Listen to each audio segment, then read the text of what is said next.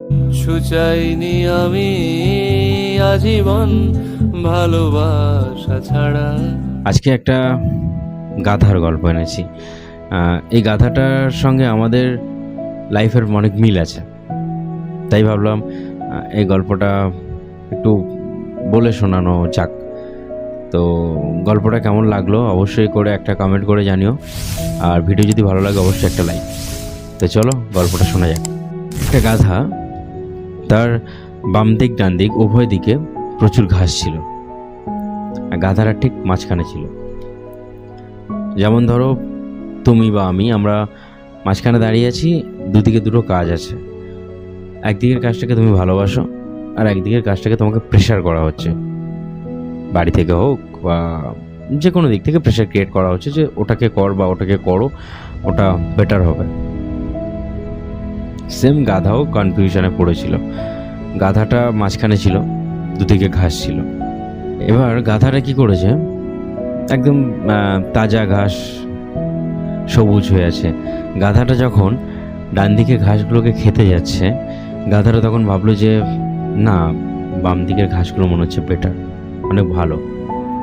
এবার গাধাটা যখন বাম দিকের ঘাসগুলোকে খেতে যাচ্ছে, তখন ভাবছে না, ডান দিকের ঘাসগুলো মনে হচ্ছে অনেক ভালো, ওর থেকে আরও বেটার, অনেক অনেক ওর থেকে অনেক ভালো। সো আমরাও এটা ভাবি যে এই কাজটা করব না, এটার থেকে ও যেটা বলছে ওটা ভালো, না ওটা করব না, এটা তোমার পছন্দ, এটা করি, এটা মনে হয় বেটার হবে। না না না না, ও ওটা বলেছে, ওটা করাই বেটার হবে, কারণ ওটাতে লাইফ আছে, ওটাতে সাকসেস আছে। গাধাটা এরকম ভাবে যে ওটা ভালো, এটা ভালো, এরকমভাবে গাধাটা কনফিউশনে পুরো লাইফটা না খেয়ে কাটিয়ে দিল। কোনো ঘাসই তার খাওয়া হলো না, সে তার পুরো জীবনটা কাটিয়ে দিল। এবং গাধাটা শেষ পর্যন্ত গিয়ে সে না খেয়ে ক্ষুধার্ত অবস্থাতে মারাও গেল। তার এই কনফিউশনের জন্য সে খেতেও পারলো না। আমরা 99% মানুষ কেবল এটাই ভেবে কাটাই যে কোন দিকে যাব, কোন কাজটা করব, কিন্তু সবশেষে দেখা যায় শূন্য। দুটোতেই কোনোটাতে যাওয়া হয় না। তুমি কোন দিকে যেতে চাও, সৎভাবে নিজেকে উত্তর দাও, নিজেকে প্রশ্ন করো, নিজেকে উত্তর দাও যে আমি ওটা চাই, ওটাতে গেলে আমি সাকসেস পাবো। ও যেটা আমাকে প্রেশার করছে, হ্যাঁ ওটাতে সাকসেস থাকতে পারে, কিন্তু ওটাতে তোমার মন নেই। তুমি 2 দিন যাবে, 3 দিন পরে ভালো লাগবে না, আবার বেরিয়ে আসবে। এই যে 3 দিন সময়টা তোমার নষ্ট হবে। সো তুমি যেটা চাইছো, বা তোমার থেকে যারা ছোট আছে বা সে যেটা চাইছে, তাকে সেদিকটাতেই যেতে দাও।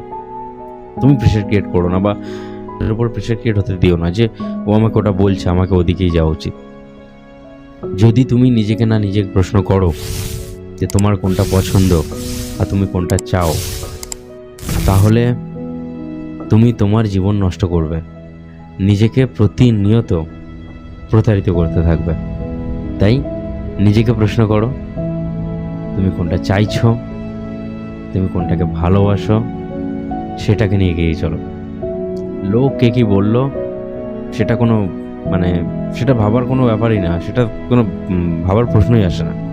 সো নিজেকে নিজের মতো করে ভাবো, তুমি কোনটা চাইছো সেটার দিকে ফোকাস করো। লোক কে কি বললো সেটা দাও বস, তোমার টার্গেটটাই ঠিক রাখো। কেমন লাগলো কমেন্ট করে জানিও। ভালো লাগলে অবশ্যই একটা লাইক আর চ্যানেলটাকে সাবস্ক্রাইব করতে ভুলবে না। চাইনি আমি আজীবন ভালোবাসা ছাড়া।